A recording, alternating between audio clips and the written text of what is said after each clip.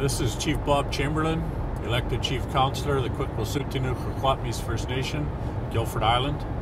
We're part of the Musqueam Tribal Council.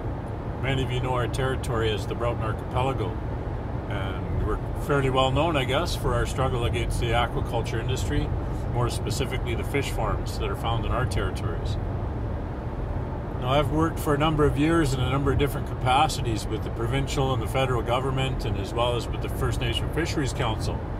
And so I've become very aware of all the various moving parts to this industry and the government's interaction with it.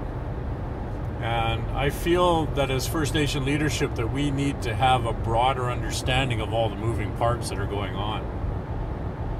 First, we have a national initiative called the National Aquaculture Strategic Action Plan Initiative, NASAPI. And I know in 2009, the Department of Fisheries and Oceans, when we were working with the Fisheries Council on regulations for the industry, they wanted to use the same morning and the same day for discussions on this national initiative. We, of course, rejected that notion. It's far too much information to be considered within one day. And as a result, the DFO did not consult with First Nations in British Columbia on NASAPI. They did engage with the Aboriginal Aquaculture Association, but that is far short from discharging its obligations to consult with First Nation people who hold title and rights. Now, the reason I want to bring your attention to the NASAPI, or the National Aquaculture Strategic Action Plan Initiative, it's been acknowledged by the Department of Fisheries and Oceans as the basis for its new approach to management. So now you have a document which is very much focused on expanding market presence of Canadian aquaculture. And so what I understand from the fish farm companies is they virtually have every nook and cranny of this coastline mapped out for potential fish farm sites. Think about that for a sec. Now you have to ask yourself, is that an acceptable risk to your First Nation? Is that an acceptable risk to the wild salmon found in your territories? Because this is real, this is coming. And I know that in the territories of the Musqueam peoples, we have watched the steady decline of the abundancy of wild salmon found in our territories.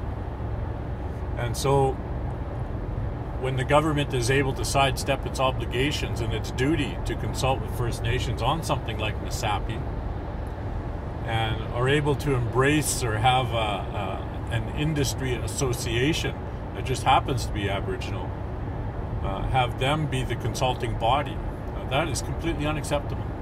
There is no way or shape or form in my mind that the government should have that ability to engage at a stakeholder level on Aboriginal title and rights. And so with NASAPI being the basis of the new management plan that's coming up, and the mapping out of the entire province of BC for fish farms, our people's struggle today is going to be your people's struggle tomorrow. And this is the reason that I think it's very important that we as First Nations take the time to really understand all the moving parts here, because it's a very complex situation. But in my opinion, the outcome is going to be the demise of wild salmon in your territories, because that's what we've seen in ours. And I really believe that our people will not stand for that. That we need to understand our people's reliance upon wild salmon as for our very survival. And also, we all know too well the implications that wild salmon have in relationship to our culture. I know for our people, the basis of all our cultural activities is feasting. So when we want to mark an occasion, we must bring people together. We must feed them. And that is where we would rely upon our territory's bounty, which I think is very much a threat. When you think of what occurred at NAF 2, the National Aboriginal Fisheries Forum 2 in Nanaimo, where there is the Strategic Partnership Initiative report presented to those in attendance, it was really troubling to see a national report on a partnership initiative for aquaculture that had no disparaging comments about the industry itself. And yet this was supposed to reflect a national report for First Nations people. The only negative comment that I saw in the 19 slides that they presented was that the First Nations that are in opposition to aquaculture just haven't understood the full economic benefit yet.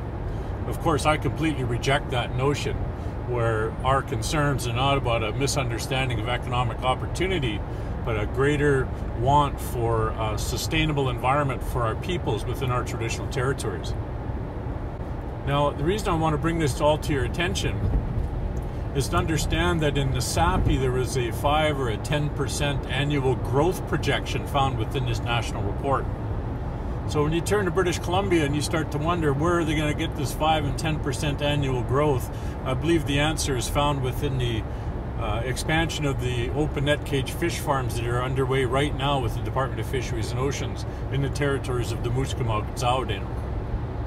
And I really do not like the way that government has used stakeholder groups as a way to go around having fulsome discussions with First Nations in BC.